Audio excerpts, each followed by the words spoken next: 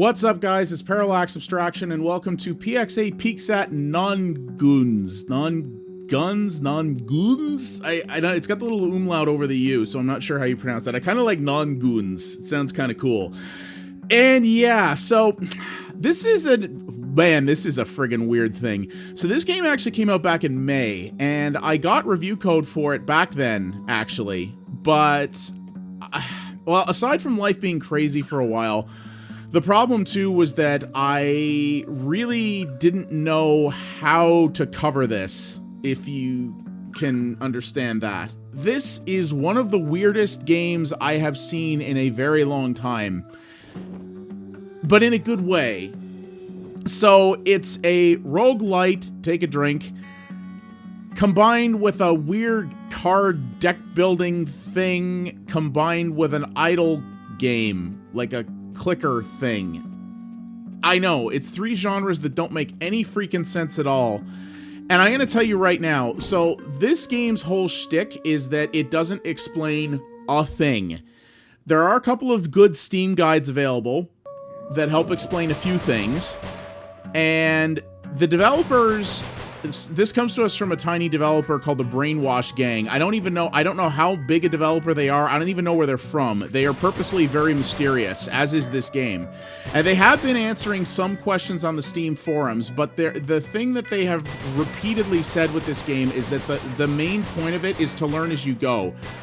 You really, if you want to play it and experience it, quote, properly, you really don't want to have things explained to you.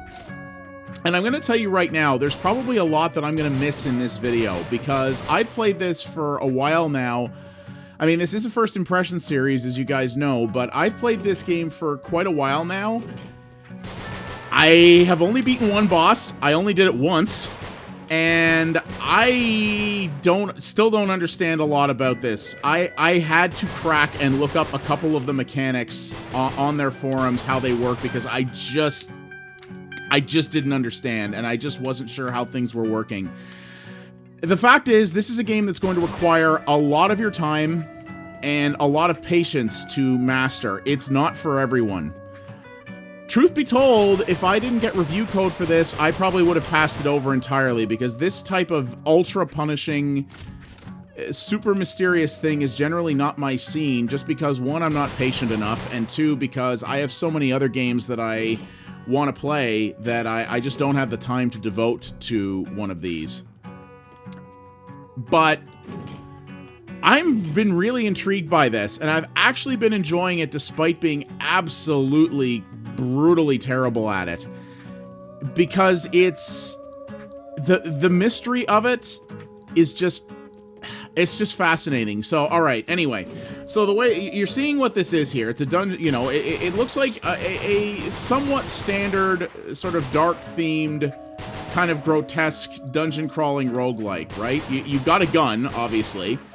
I still don't know. I also don't know. I mean, it has the word guns in it, but I don't know. I don't actually know what non-guns even means, or Nongünz. I don't even know what the title means.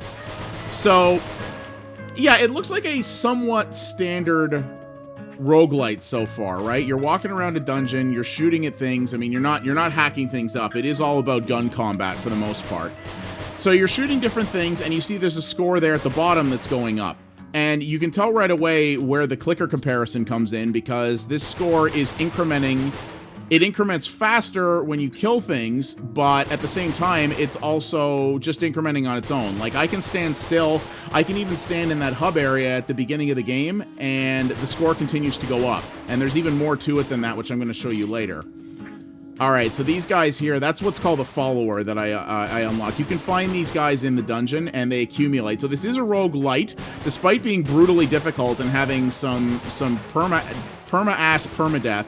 This is a roguelite in that there is some persistence that continues between runs, and one of them are those little followers. If you can find those guys, basically what they do is they pray at an altar that you kind of saw there in the beginning area, and they make your score increase faster, your idle score. So having more of them is better. In addition to that, as you go through the levels here, you will pick up, I mean, you've seen me do it a couple of times already. You've seen me pick up a few different cards.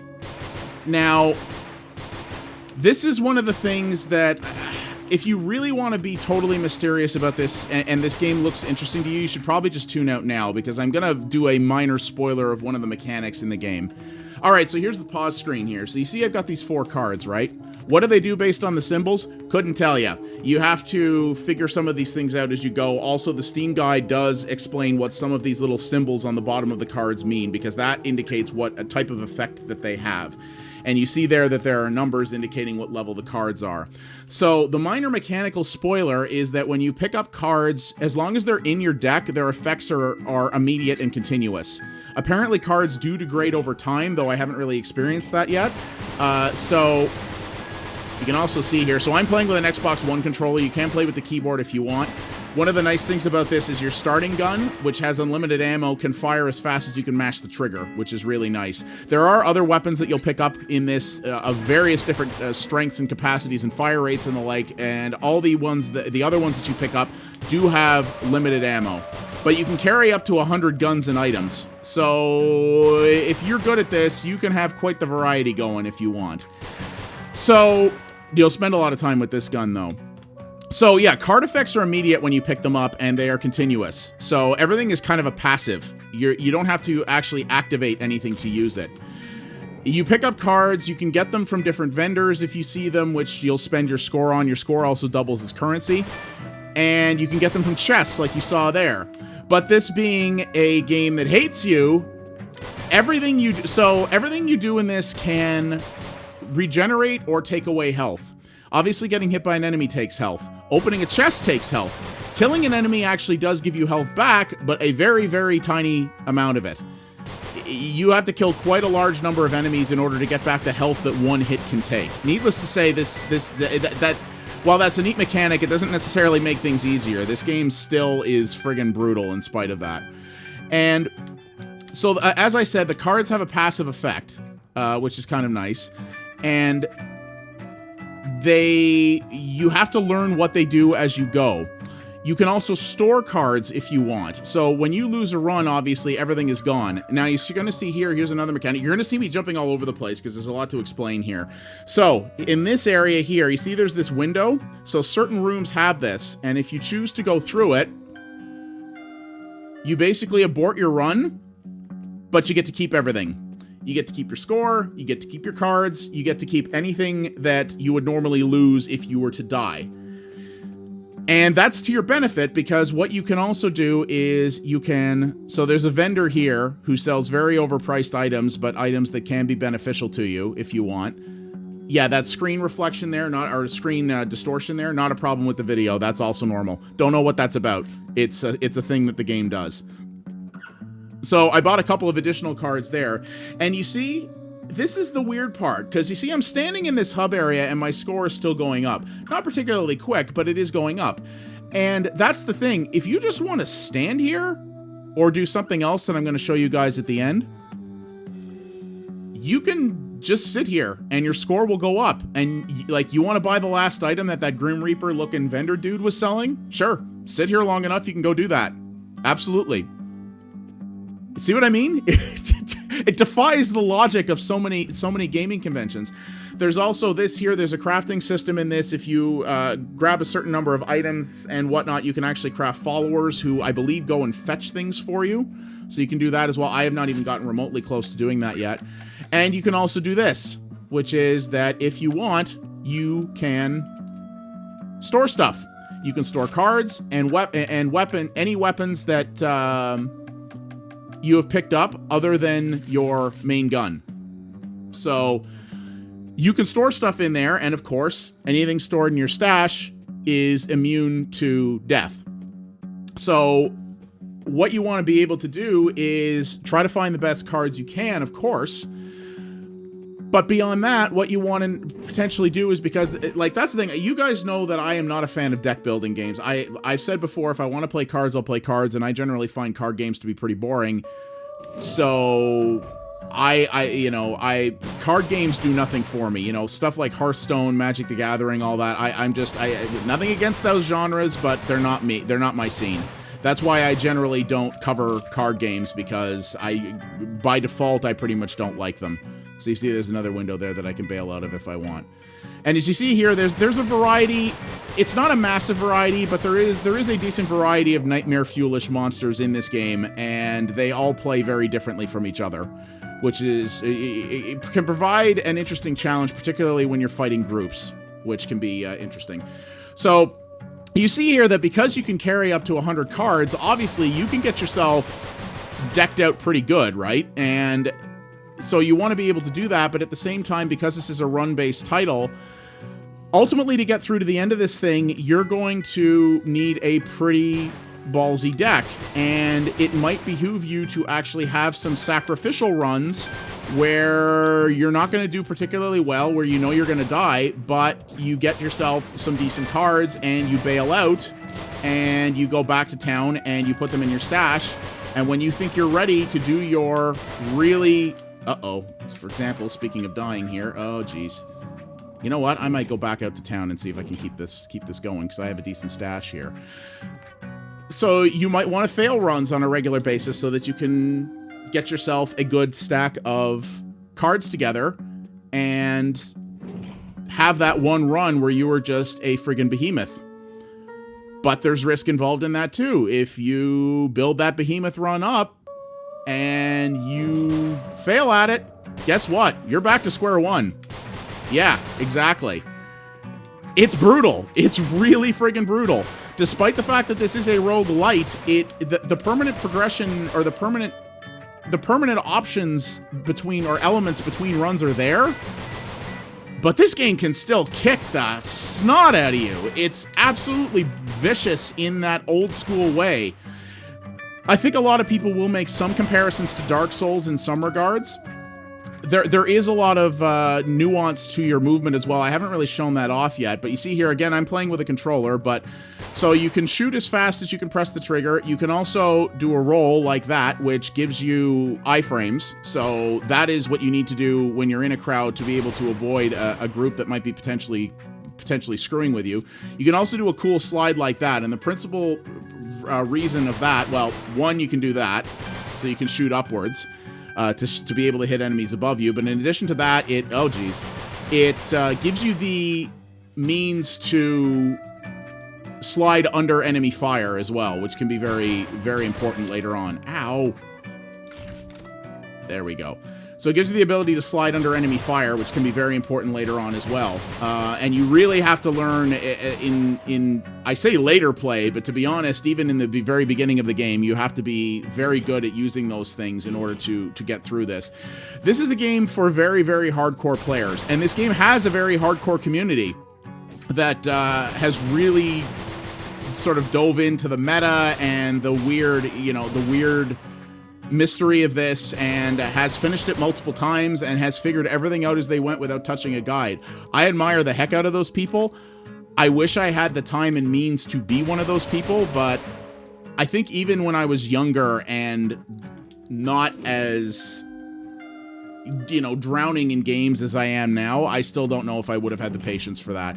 I've just never been that level of patient. But the thing with this is that in spite of how bad I am at it, in spite of how much the game has been repeatedly kicking my ass, and I have discovered so few of the underlying mechanics, it's hard for me to even properly explain this in a video. I've still been really enjoying this. I don't know what it is.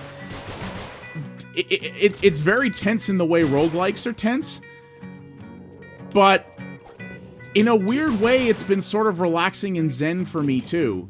And I think that's mostly because, you've sort of heard this soundtrack, right? And the soundtrack is this very dreamlike, surreal kind of feel to it. So we have a big chest here. So there we go. So that's an axe we just picked up. So this is a melee weapon. And as you can see there, we got an ammo bar that popped up under my health meter. And, well, the game has given us a very good opportunity to use it. But as you can see, it is limited, yes? But you walk up on a fool and he dead. Oh, yes. And as you can see there is a combo meter at the bottom that will increase the score you will get from your kills once that disappears. So I'm going to get 260 times 13. So woof, look at that.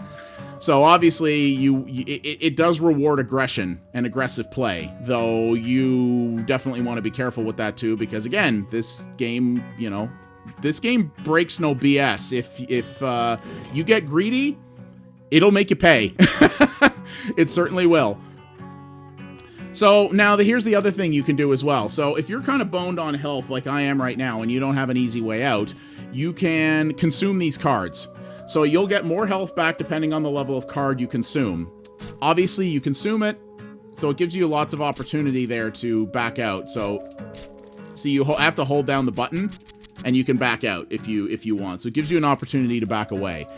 But obviously, though I'm getting health back, this is a very poor use of my cards because, you know, I'm getting... so these are all the worshippers I've saved so far. Because I'm losing all these benefits by doing this, so I'm really severely hindering myself by doing that, which is not a good, not a good thing. And of course, I have other options as well, which is that I can now if I want, now that I have this very powerful weapon, I can make a beeline for this boss if I want. I'm gonna lose the potential opportunity of getting a lot of treasure chests. I'm gonna lose the opportunity of killing a lot of enemies and getting money from them. But that might be worth it in the effort of getting past that guy and getting to another area. So as you can see, oh god, this is friggin' mean. Here we go. So that was actually a stupid idea because I took a huge health hit opening that chest. So, but you see what I mean? This game will play on your greed. If you are not careful, you can get yourself screwed very quick just because your default reaction when you're in most games like this is to go and open every treasure chest. You're just like, oh, well, it's a treasure chest. Of course, it's got something I want in there. And oh god, I just lost a whole bunch of health. Yeah, so you gotta... It makes you... the game forces you to really carefully consider every action. Now, you see, I should not go for that chest this time because that's a really bad idea. So, I want to, though. Like, I see it there, and I'm like, come on, I want that chest. But that's a really bad idea, I'm gonna say. Ow! Dang it. Okay, well, that was equally bad on me. I'm going to need to do some stuff here. I want to see if I can show you guys the boss. So I've only beaten the first boss once, and it was because I had a crazy, like, grenade launcher type thing that I was able to just spam the living hell out of him with. And I was glad I got through it, but then I was pretty much wrecked for the next level. So, you know what? I'm going to go get this, and so that was a level 2 pizza. What does a pizza do? Couldn't tell yous. All right, we're going to try to stack up here, and we'll see if we can do this. And you see, I could bail out here if I wanted to. It throws temptations at you at every corner, and you should take advantage of some of them, because it would be a bad idea if you didn't. All right, let's go see the first boss. But as you can see here, I got sidetracked, as I often do. So you see, look, I have a very powerful axe. Look how much damage I did to him with that swing. Not much. But look how much damage he does to me with each hit he gets on me. And oh yeah, he spawns creeps as well. Yeah. This game hates you. I believe the term the developers use to describe this game is nihilistic. And yeah, I could see why they'd say that, but I wanted to use a card and I got greedy again. Oh. Yeah, and here we are, and we're back here, and I've lost everything. Yeah, that's what this game does to you. So you start back here, you can either jump right back in for a run, or you can go back up top and back into the village where we were before. So we're gonna go back in here. And of course, the levels are all procedurally generated because roguelite. So the procedural generation is generally pretty good. You will have runs and dungeon layouts that are easier than others. I've had plenty of those. I've had some where I got much further, much easier than others. I have had one run actually where the only door to exit the room I was in, I couldn't get to because of a platform that was put out of range. So that was basically an error, but that's only ever happened once. So not a very common problem. But yeah, that's the thing with this. This game is very stressful mechanically, but I actually like the art style. You know, pixel art is whatever. It's become a very common trope in the indie scene these days. But I think the sort of very dark, very stark colors and this real sort of grim gothic feel suits this title very well. And I love this music. It's so good. I believe you can buy the soundtrack for this, and I probably will. Because it's just, yeah, it's what makes this game oddly relaxing to play, even when it's beating the snot out of you. It is a little repetitive, at least in the first level. I believe it is a different track in each level, though I can't remember. But yeah, this very nice little acoustic guitar with just a little bit of soft electric in there, and that very angelic vocal. I really, really like it. I really like the... Oh, wow, that went south fast. Yeah, so you see what I'm talking about here. And, yeah, it's... There's so much about this game that doesn't appeal, or that shouldn't appeal to me, right? Oh, another follower, right at the beginning, thanks. So, as I said before, the followers are permanent, so that's actually really a nice thing to see at the beginning. So, this game is so strange. You know, the mystery element to it is really interesting. How hard they dive into that. They tell you absolutely nothing. There is no tutorial. There's nothing. They tell you absolutely nothing, and it throws you in, and it's like, figure everything out. And... even though I've spoiled a couple of very minor things, that is really what you should do. If you want to go into this thing knowing everything about how its mechanics works, I think you're really spoiling it for yourself. Don't get me wrong, there's still a lot of fun to be found here and a lot of challenge. This game is extremely hard and is still going to be a challenge even if you fully spoil all the mechanics for yourself. And I think that's by design. I think they really want it to appeal to people's sense of mystery, but at the same time, they've also designed it in such a way where if you just choose to go and spoil everything, you can still have a good time and still have to put many, many hours in it to get good at it. You know what? I wonder if the levels are procedurally generated or if it's just a section of pre-made rooms, because this room is extremely familiar to me. I've been here before, though some things are not in the same place as they were. I don't know what those things do. I've had enemies pop out of those before, but not always. And most of the time, they're just empty like that. All right, there we go. Oh. I can go in there, apparently. What in the actual... So...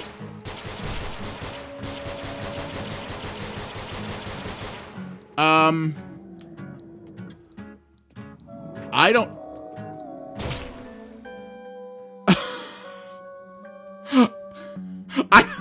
I don't even know what that was. I've never seen that before. It was enemies that were mirroring me, including the gunshot. Oh my god. Okay. So you see what I'm talking about here. This thing is just bonkers. And in a great way. It's not for everybody. Boy, is it not for everybody. This shouldn't be for me. Even as someone who has very, very much come around on the roguelite genre, you know, as someone who used to hate anything in this genre and now actually really quite enjoys it, this shouldn't appeal to me at all. I should find this infuriating and frustrating, and I don't. Because it keeps throwing little surprises like that at you with just enough frequency that you're like, what is happening? I have to know. I have to keep going. Like, I have to go deeper. I have to find out. I'll tell you right now, I don't see myself ever finishing this. I mean, there's people who put 50+ hours into this to finish it. I just don't see myself doing that. Or if I do, I will probably just use a guide and figure out how to min-max everything. But I very much enjoyed my time with this. I think it's a really fascinating idea. It knows exactly what it wants to be, and it owns it 100% in every element. It doesn't half-ass everything. It's a very bravely designed game, if for lack of a better term. This is a genre that, okay, you know what? I'm bailing out here because I got so much money there. This is a genre that has been getting oversaturated, but these guys have really gone back to its hardcore roots and embraced that. They didn't go full roguelike because there is a little bit of permanence to it, but even the permanent elements barely make any sense on the surface, and even they are super hardcore and super demanding. It's fascinating. It's just, they went so deep on this stuff, and it's just amazing to me. And well, I've been holding back showing you guys the weirdest element of this that I discovered one day. And this is how we're going to end the video. So if you guys don't want to see this particular bit, then I highly suggest going and trying this out for yourself. Even if you're not sure you'll like it, we have 2-hour refunds on Steam, and 2 hours is more than enough time to be able to determine whether or not this is going to be for you, I think. I would highly recommend giving it a try. If you like roguelikes, try it out and see what you think for yourself, because I've tried to do, you know, I've spent months in a holding pattern with this video. I have tried my best to explain it here, and I've done a bad job because I just don't know another way to do it. I don't know another way to explain this to you. All right, so that said, I'm going to spoil the craziest thing here. You ready? 3, 2, 1. What the hell? Yeah, this is what happened to me. I tried to quit this game the first time I played it and ended up here and was like, the frig is going on? So, yeah. So, in Nongünz, you are actually a guy playing a game. And you're in this weird little sort of cabin apartment thing, I guess. And there's a bunch of other stuff out here. So you can sit back down at the computer. You want to quit the game, you go to your bed. You go to your bed and go to sleep. But there's other things in the room too, like this. You got a ukulele you can control with the controller. Why? Couldn't tell you. You've got that. You've got this thing on your desk. Weird safe with a combo lock. What's the combo? What's in the safe? Couldn't tell you. You've got a telescope that looks at nothing. What happens here? Couldn't tell ya. But here's the crazy thing. You've also got this treadmill here. So you can get on there. Now you notice the clock in the upper left, how that clock sped up? You notice how the little thing on your computer screen that kind of looks like your score sped up? Yeah. When you're not playing the game within the game, your score is still incrementing because your computer's on, right? And when you go stand on the treadmill, time accelerates. So you want to build up your score in the hub area to buy more stuff? Come stand on the treadmill for a while. You're in the middle of a dungeon, having a hard time, but there's a vendor who's got stuff that could help you out. Bail out and stand on the treadmill for a while. Build up your score. Go back in. What? Right? I know. It's absolutely nuts. I never expected this. And this is the thing that made this game go from a, okay, you know what? This is a pretty decent, super hardcore roguelite to what the actual, I have to learn more about this. This did it for me. So yeah, we bought some stuff, but as you can see here, he actually has more stuff now because we bailed out and came back in. Yeah, it's crazy. This game just goes deeper and deeper and deeper. There are so many layers of mystery in this. Like, why is your screen all wonky? I don't know. I have no idea. Are you just playing on a computer that's got issues? Don't know. Yeah, it just gets, every time you think you've seen the layers of the final layer of insanity that this game goes to, it just goes a layer further. And that's what I love about it. It's so fascinating and so weird and just owns Oh, another follower. Word. And just, it embraces its almost J.J. Abrams level of mystery, except unlike J.J. Abrams, it's actually good. Yeah, I said it. And it does it all without a word of dialogue, without a single cutscene, without a single bit of narrative exposition. It just drops you in and says, here's everything, figure it out, and maybe something cool will happen. Now, I have not spoiled the ending, but as I understand, cool things do happen. But you gotta work for it. It's gonna make you work really hard for it. And you gotta like that. If you want a game, you're gonna want a game that's gonna require a lot of your time to see it through to the end. You're gonna want a game that, yeah, requires you to really work for what you get. And you're gonna want something that is very old school in terms of its design, its presentation, its difficulty. It's not for everyone. It's really, really not. But I think some of the bravest games are games that are designed with the knowledge that they are not for everyone, and does that and still embraces that anyway and goes, you know what?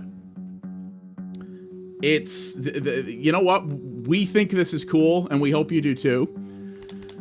So yeah, I'm probably never going to finish this, but I love it. It's really, really good. And I really applaud a developer willing to take creative risks to the level that these guys did. Even to the point where the developer purposely obfuscates who they are. And they embraced it at every single level. And yeah, for that reason, I think this is absolutely worth your time. I think it's really worth checking out. I would definitely try it in a way where you can refund it if you don't like it, because you may not. And I hope I've given you a little bit of a taste of what to expect from this. But I can't explain it properly. I really can't. I've never had so hard a time quantifying what a game really is before, but I think that's to its credit. So yeah, that is Nongünz, developed by the Brainwash Gang and published by Sindiecate Arts in 2017. It's on the PC. I don't believe it's on other platforms at the moment, but it is. I would love to see this come to consoles. I think this would be a very, very neat thing to put on consoles. It's only $7 US as well. That's its regular price right now, which is, I mean, for the amount of time you could put in this, that's a damn good value. You know, I think the price is quite reasonable, and it's well worth a try. So use a guide, don't use a guide, whatever makes you enjoy it more. But yeah, this is really something special. Thanks for watching, everybody. If you liked what you saw here, please consider liking the video and subscribing to the channel. That does help me out a great deal. If you want to watch something else, check out the videos on screen now, and don't forget to follow @PXA Media on Twitter to find out about new stuff first.